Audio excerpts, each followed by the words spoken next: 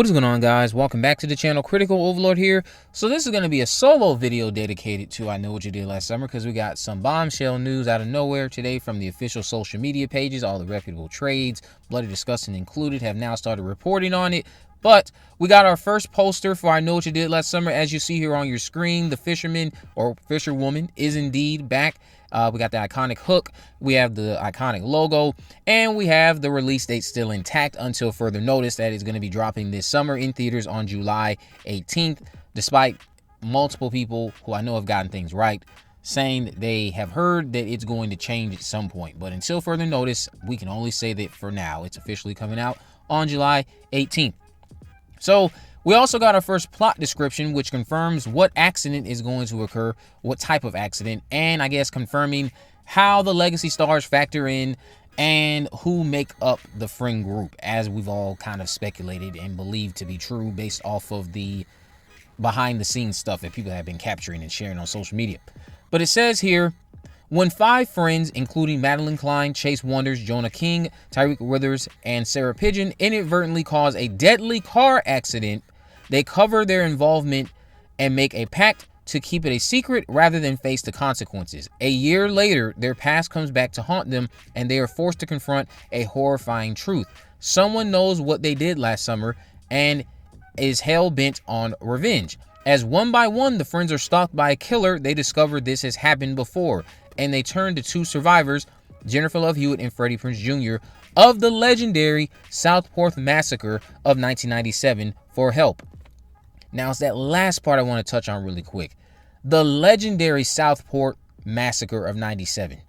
Remember, in one of my initial videos talking about rumored plot details, I did specify that what we can expect, according to what I had discovered, was that Ben Willis's story, what Julie and her friends had done, had become a legend in the town.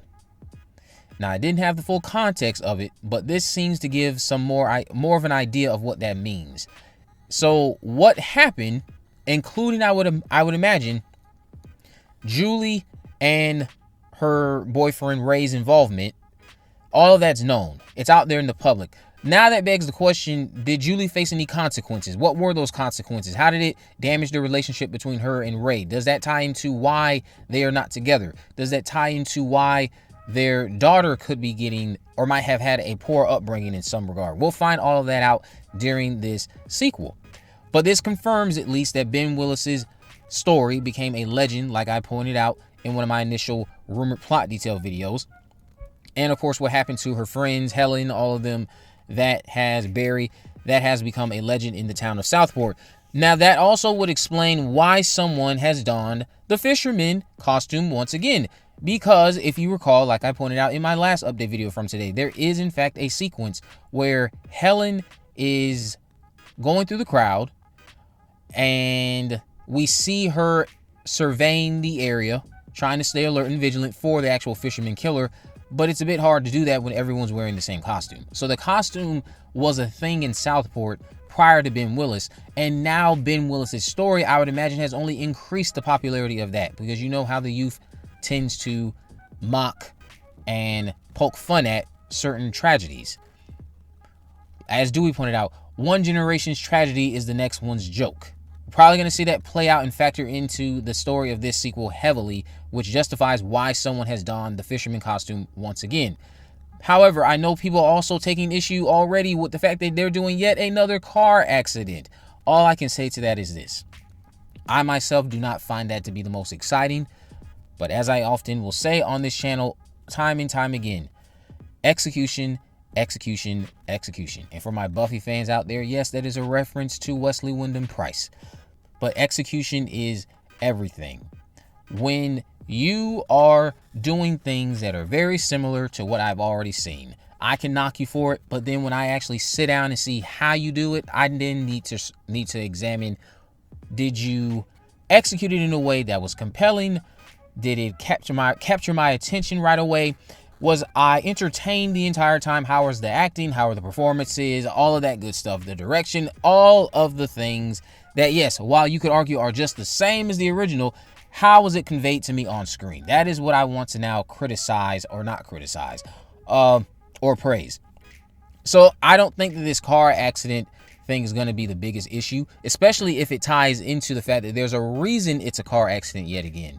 I've speculated that perhaps somebody who got the short end of the stick because of what transpired with Ben Willis and Julie and her friends had a horrible childhood. They're now grown up and they have donned the fisherman costume, and this is their way of getting back at what they blame Julie and Ray for by taking it out on their daughter, who we believe to be played by Sarah Pigeon, and her friends. That's what I think is going to happen. And perhaps the car accident this time around happened on purpose, meaning that there was somebody, or at least two people involved in this, who purposely got hit by a car, and they have set up something to remind Julie and Ray of what they did all those years ago. And now it's coming back to haunt not only them, but their daughter as well. So there could be a reason for this car accident. I'm just throwing it out there. There could be a real legitimate reason why it is a car accident again. People are already saying that it's way too convenient that it's a car accident again. Yes, I would have preferred a different accident myself. But here's the thing. It's 30 years apart. It's not like we have a bunch of sequels where everybody just has a car accident. I can live with accepting that this happened twice. Now, happening over and over again, which is why I, at one point in another video, talked about, do you really see something as narrow as this being a franchise? I don't. I don't see many people having car accidents like this all the time, because then that will start to lose your audience. It starts to become less credible. It starts to become less realistic and believable that it keeps on happening. You'd have to find different accidents. But we'll see what comes of this. There was no mention of the engagement party, no mention of anything happening between the characters I talked about, Ava and Milo, which again could have been code names. I do believe, of course, the Ava character will be the Helen Shivers of the group, played by Madeline Klein. Milo, I believe, will probably be Tyreek Withers, but we'll see what comes of this. No mention of Wyatt, no mention of the pastor I've talked about, and Hannah, who is a big follower of this pastor. There's a bunch of things I've talked about with this film, if you can follow me on Twitter or if you've just been following all my videos, that I'm certain will become confirmed over time, sooner rather than later. But what do you guys think about this poster? What do you think about the plot details? Are you skeptical about the film now because they're doing a car accident again, or are you like me? Perhaps there's a legitimate reason it's a car accident again, and it does tie into the fact that this is happening on purpose, as opposed to the last one where it was indeed an accident. The twist in this one could be that they are led to believe it's an accident, but some of their friends were in on it because it's just a big game to get back at Julie and Ray and now their daughter, because they are tied into what happened with Ben Willis all those years ago, and it had a terrible impact on their upbringing and their whole life in general. But let me know what you guys think about all this down in the comment section below. If you haven't already, of course, make sure you go ahead and subscribe, turn on post notification that you never miss video. In the description, I'll have links to all of my social media accounts. I'm on Facebook, Twitter, and Instagram. You can message me there, of course. Let me know if there are any movies, news, or reviews you'd like me to cover in the future. And with all that in mind, guys, I will see you in the next video.